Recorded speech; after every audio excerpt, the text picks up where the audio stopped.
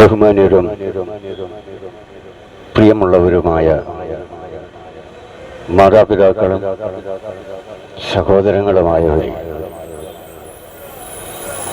അല്പസമയം മാത്രം നിങ്ങളുടെ മുൻപിൽ നിന്നുകൊണ്ട് ബൈബിളിലെ ചില വാക്യങ്ങൾ ഓർമ്മപ്പെടുത്തുകയാണ്. നമ്മുടെ കർത്താവും രക്ഷിതാവുമായ യേശുക്രിസ്തു തന്റെ പരസ്യ ശുശ്രൂഷയുടെ കാലയളവിൽ ഈ ലോകത്തോട് വിളിച്ചു പറഞ്ഞു, കാലം തികഞ്ഞു, ദൈവരാജ്യം സമീപിച്ചിരിക്കുകയാൽ മാനസാന്തരപ്പെട്ട് സുവിശേഷത്തിൽ വിശ്വസിക്കുവാനാണ്. സുവിശേഷം എന്നത് സമാധാനവും സ്നേഹവും സന്തോഷവും അത് നമ്മുടെ ജീവിതത്തിൽ അനുഭവിക്കുമ്പോൾ നാം കടന്നു പോകുവാൻ വളരെയേറെ പ്രയാസം അനുഭവിക്കുന്നതായ അവസ്ഥകളിലൊക്കെയും യേശുക്രിസ്തുവിന്റെ സ്നേഹം നമ്മെ സമാധാനിപ്പിക്കുകയും ആശ്വസിപ്പിക്കുകയും ചെയ്യും എന്ന് തിരുവെഴുത്ത് പറയുക. ഇന്ന് സമാധാനം അന്വേഷിച്ച് ജനം ഓടിക്കൊണ്ടിരിക്കുന്ന സമയമാണ്. എന്നാൽ ആഗ്രഹിക്കുന്ന സമാധാനമല്ല, അല്പം പോലും സമാധാനം ആർക്കും ലഭിക്കുന്നില്ല എന്നുള്ളതാണ് യാഥാർത്ഥ്യം. അപ്പോൾ യഥാർത്ഥ സമാധാനത്തിലേക്കും നാം കടന്നു പോകണമെങ്കിൽ സ്നേഹം നമ്മുടെ ഹൃദയങ്ങളിൽ വസിക്കണം. സ്നേഹം നമ്മുടെ ഹൃദയങ്ങളിൽ വസിക്കണമെങ്കിൽ അത് ദൈവത്തിൽ നിന്ന് ലഭിക്കുന്ന സ്നേഹം ആയിരിക്കും. അപ്പോഴാണ് നാം യഥാർത്ഥത്തിൽ മാനസാന്തരമുള്ളവരായി മാറുകയും നമുക്ക് ക്രിസ്തുയേശുവിൽ കൂടി ലഭിച്ച മാനസാന്തരം മറ്റുള്ളവർക്കും മനസ്സിലാക്കുവാൻ കഴിയുന്നതും അവരുടെ ജീവിതത്തിൽ അവർക്കത് അനുഭവിക്കുവാൻ കഴിയുന്നതും എന്ന് തിരുവചനം നമ്മെ പഠിപ്പിക്കുന്നുണ്ട്. എബ്രായർക്കെഴുതിയ ലേഖനം 6-ാം അധ്യായം അതിന്റെ 12-ാമത്തെ വാക്യം പറയുന്നത്, അങ്ങനെ നിങ്ങൾ മന്ദതയുള്ളവരാകാതെ വിശ്വാസത്തിലും ദീർഘക്ഷമയാലും വാഗ്ദത്തങ്ങളെ അവകാശമാക്കുന്നവരുടെ അനുകാരികളായി തീരും എന്ന് അപ്പോസ്തലനായ പൗലോസ്ലീഹ പറയുക. അപ്പോൾ വാഗ്ദത്തങ്ങൾ നമുക്ക് അവകാശമായിട്ട് ഉണ്ട്. സകല മനുഷ്യനും അതുണ്ട്. പക്ഷേ എല്ലാവർക്കും അത് അനുഭവിക്കുവാൻ കഴിയുന്നില്ല, എല്ലാവർക്കും അത് ലഭിക്കുവാൻ ഇതുവരെ കഴിഞ്ഞിട്ടുമില്ല. അതെല്ലാവർക്കും ലഭിക്കുവാൻ വേണ്ടിയാണ് യേശു ശിഷ്യന്മാരോട് പറഞ്ഞത്, നിങ്ങൾ സകല ജാതികളെയും ശിഷ്യരാക്കിക്കൊള്ളുവിൻ, ലോകാവസാനത്തോളം എല്ലാ നാളും ഞാൻ നിങ്ങളോട് കൂടെ ഉണ്ട് എന്ന്. അപ്പോൾ യേശുവിനെ ഹൃദയത്തിൽ രക്ഷകനും കർത്താവുമായി സ്വീകരിക്കുന്ന ഒരു വ്യക്തി യേശുവിന്റെ ശിഷ്യനാണ്. ആ ശിഷ്യന് ഈ അനുഭവങ്ങൾ ലഭിക്കുകയും അതനുഭവിക്കുകയും ചെയ്യും എന്നുള്ളത് യാഥാർത്ഥ്യം തന്നെയാണ്. മത്തായിയുടെ സുവിശേഷം 25-ാം അധ്യായം അതിന്റെ 34-ാമത്തെ വാക്യം പഠിപ്പിക്കുന്നത്, എന്റെ പിതാവിനാൽ അനുഗ്രഹിക്കപ്പെട്ടവരെ വരുവിൻ, ലോകസ്ഥാപനം മുതൽ നിങ്ങൾക്കായി ഒരുക്കിയിരിക്കുന്ന രാജ്യം അവകാശമാക്കിക്കൊള്ളുവിൻ. അപ്പോൾ മനുഷ്യന് വേണ്ടി ദൈവം പിതാവിനാൽ ഒരുക്കിയിരിക്കുന്ന ഒരു രാജ്യമുണ്ട്. അത് ഈ രാജ്യമല്ല. ഈ രാജ്യത്ത് മനുഷ്യന് സമാധാനമില്ല, സന്തോഷമില്ല, പരസ്പര സ്നേഹമില്ല. അങ്ങനെയുള്ള ഈ ലോകത്ത് അല്ല. ആ രാജ്യം ഇതല്ല. അത് വരുവാനിരിക്കുന്ന യേശുക്രിസ്തു രാജാതി രാജാവായി വാഴുകുന്ന ആ രാജ്യത്തിലേക്ക് നാം പ്രവേശിക്കേണ്ടതുണ്ട് എന്നുള്ളത് ഇവിടെ മത്തായി 25:34 പറയുന്നത്, എന്റെ പിതാവിനാൽ അനുഗ്രഹിക്കപ്പെട്ടവരെ വരുവിൻ, ലോകസ്ഥാപനം മുതൽ നിങ്ങൾക്കായി ഒരുക്കിയിരിക്കുന്ന രാജ്യം അവകാശമാക്കിക്കൊള്ളുവിൻ. അപ്പൊ ആ രാജ്യത്തേക്ക് നമുക്ക് ഓടിക്കയറുവാൻ കഴിയുകയില്ല. ആ രാജ്യത്തേക്ക് നാം പ്രവേശിക്കുവാൻ വേണ്ടി, നാം യോഗ്യരാകുവാൻ വേണ്ടിയാണ് മാനവരാശിയുടെ മുഴുവൻ ആത്മാവിന്റെയും രക്ഷയ്ക്ക് വേണ്ടി 2000 വർഷങ്ങൾക്ക് മുൻപ് കാൽവരിയിൽ യേശു ക്രൂശിക്കപ്പെട്ടു, മരിച്ചു, അടക്കപ്പെട്ടു, 3-ാം നാൾ ഉയർത്തെഴുന്നേറ്റ് സ്വർഗത്തിലേക്ക് കരേറിപ്പോവുകയും ഞാൻ വീണ്ടും വരും എന്നീ ലോകത്തോട് വിളിച്ചു പറഞ്ഞത്. ഈ വീണ്ടും വരവിൽ യേശുക്രിസ്തുവിൽ വിശ്വസിച്ച് മരിച്ചവരും യേശുക്രിസ്തുവിൽ വിശ്വസിച്ച് ജീവിച്ചിരിക്കുന്നവരും അവനോട് കൂടെ ഒരുക്കിയിരിക്കുന്നതായ സ്വർഗീയ ഭവനം ആ രാജ്യത്തിൽ പ്രവേശിക്കും എന്നുള്ള യാഥാർത്ഥ്യം ഇവിടെ മത്തായി 25:34 കൂടി നമുക്ക് മനസ്സിലാക്കുവാൻ കഴിയുമെന്ന് കൊരിന്ത്യർ 15:50 പറയുന്ന, സഹോദരന്മാരെ, മാംസരക്തങ്ങൾക്ക് ദൈവരാജ്യം അവകാശമാക്കുവാൻ കഴിയുകയില്ല, ദ്രവത്വം അദ്രവത്വത്തെ അവകാശമാക്കുകയുമില്ല എന്ന് ഞാൻ പറയുന്നു എന്ന് പറഞ്ഞാൽ, മാംസരക്തങ്ങൾ എന്ന് പറയുന്നത് അത് ലോകവുമായി ബന്ധപ്പെട്ടിട്ടുള്ളതാണ്, കിടക്കുന്നതാണ്. അതിൽ പാപത്തിന്റെ അംശമുണ്ട്. നാം എത്ര ശ്രമിച്ചാലും അത് ഈ ലോകവുമായി ആകർഷിക്കപ്പെട്ടുകൊണ്ടിരിക്കും. എന്നാൽ നമ്മുടെ ആത്മാവോ അത് ദൈവത്തിങ്കിലേക്ക് പറന്നു പോകണമെങ്കിൽ, ദൈവത്തിന്റെ അടുത്തേക്ക് അത് ചെല്ലണമെങ്കിൽ, നാം നമ്മുടെ രക്ഷകനായ യേശുവിനെ ഹൃദയത്തിൽ സ്വീകരിക്കുക തന്നെ ചെയ്യണം. അതിനുവേണ്ടിയാണ് പറഞ്ഞത്, നിങ്ങൾ സകല ജാതികളെയും ശിഷ്യരാക്കിക്കൊള്ളുവിൻ, ലോകാവസാനത്തോളം എല്ലാ നാളും ഞാൻ നിങ്ങളോട് കൂടെ ഇരിക്കും എന്ന് പറയുവാൻ ഇടയായി തീർന്നത്. ഗലാത്യർക്ക് എഴുതിയ ലേഖനം 5-ാം അധ്യായം അതിന്റെ 21-ാമത്തെ വാക്യത്തിൽ പൗലോസ് പിന്നെയും പറയുകയാണ്, ശാഠ്യം, ദന്തപക്ഷം, ഭിന്നത, അസൂയ, മദ്യപാനം, വെറിക്കൂത്ത് മുതലായവ എന്ന് വെളിവാകുന്നു.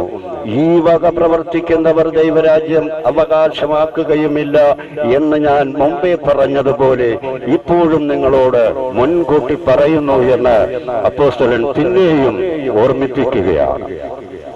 അതാണ് പറഞ്ഞത്.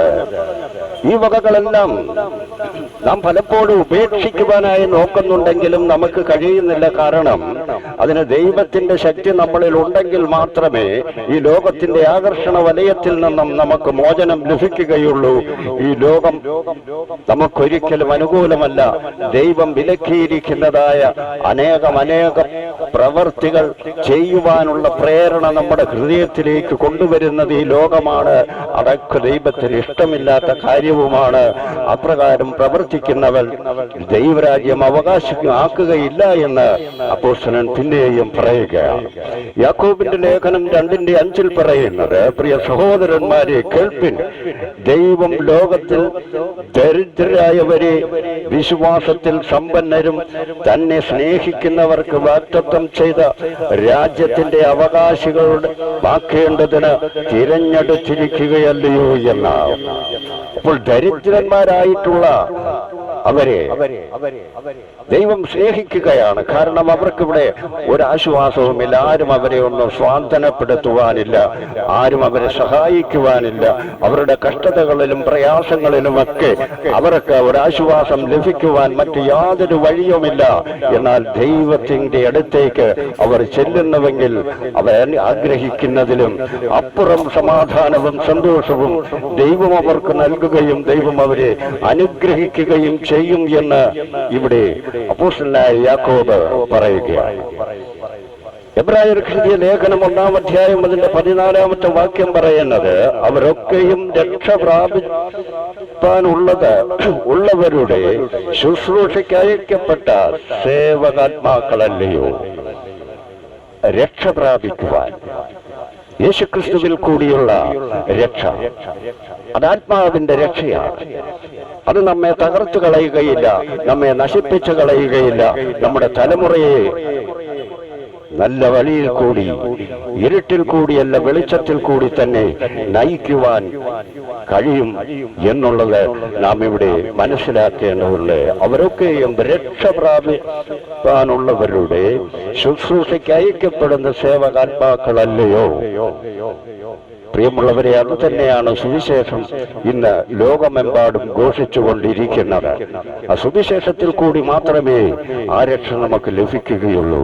അത് യേശുക്രിസ്തു തന്നെയാണ് രക്ഷ, അത് തന്നെയാണ് സുവിശേഷം, അത് തന്നെയാണ് സ്നേഹം, അത് തന്നെയാണ് സമാധാനം, അത് തന്നെയാണ് സന്തോഷം എന്ന് നമുക്ക് മനസ്സിലാക്കുവാൻ കഴിയണം. 1 പത്രോസ് 3-ാം അധ്യായം അതിന്റെ 9-ാമത്തെ വാക്യത്തിൽ അപ്പോസ്തലനായ പത്രോസ് ശ്ലീഹ പറയുന്നു, ദോഷത്തിന് ദോഷവും ശകാരത്തിന് ശകാരവും പകരം ചെയ്യാതെ നിങ്ങൾ അനുഗ്രഹം അനുഭവിക്കേണ്ടതിന് വിളിക്കപ്പെട്ടതുകൊണ്ട് അനുഗ്രഹിക്കുന്നവരായിരിക്കും.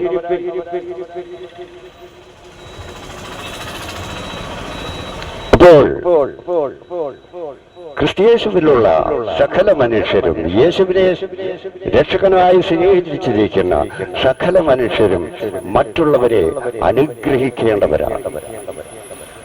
അല്ലെങ്കിൽ അവർ ഒരിക്കൽ നമ്മളോട് എന്തെങ്കിലും പറഞ്ഞിട്ടുണ്ടായിരിക്കും, അല്ലെങ്കിൽ എന്തെങ്കിലും ചെയ്തിട്ടുണ്ടായിരിക്കും, അല്ലെങ്കിൽ നമുക്ക് ദോഷമായ എന്തെങ്കിലും കാര്യം നമ്മുടെ മേൽ അവർ ചെയ്തിട്ടുണ്ട് എന്ന് പറഞ്ഞ് പ്രിയമുള്ളവരെ അവരെ തള്ളിക്കളയുകയോ അവരെ നിരസിക്കുകയോ അല്ല ചെയ്യേണ്ടത്. അനുഗ്രഹം അനുഭവിക്കുവാൻ വേണ്ടി ദൈവം വിളിച്ചിരിക്കുന്നതായ ഓരോ വ്യക്തികളും മറ്റുള്ളവരെ അനുഗ്രഹിക്കുവാൻ ഒരുക്കമുള്ളവരായിരിക്കണം. അവരെ അനുഗ്രഹിക്കണം. നിന്നെ ഞാൻ യേശുക്രിസ്തുവിന്റെ നാമത്തിൽ അനുഗ്രഹിച്ചിരിക്കുന്നു. നിന്റെ രോഗം യേശുക്രിസ്തുവിന്റെ നാമത്തിൽ സൗഖ്യമാകട്ടെ. നിന്റെ ജീവിതത്തിൽ നീ ഇതുവരെയും പരാജയപ്പെട്ട ഓരോ സ്ഥലത്തും കർത്താവായ യേശുക്രിസ്തു നിന്നെ രക്ഷിക്കട്ടെ എന്ന് പലരെയും അനുഗ്രഹിക്കേണ്ടവരാണ്. റോമാലേഖനം 8-ാം അധ്യായം അതിന്റെ 17-18 വാക്യങ്ങളിൽ അപ്പോസ്തലനായ പൗലോസ് പിന്നെയും പറയുകയാണ്, നാം മക്കളെങ്കിലോ അവകാശികളും ആകുന്നു, ദൈവത്തിന്റെ അവകാശികളും ക്രിസ്തുവിന് കൂട്ടവകാശികളും തന്നെ. നാം അവനോട് കൂടെ തേജസ്കരിക്കപ്പെടേണ്ടതിന് അവനോടുകൂടെ കഷ്ടമനുഭവിക്കാലത്രേ.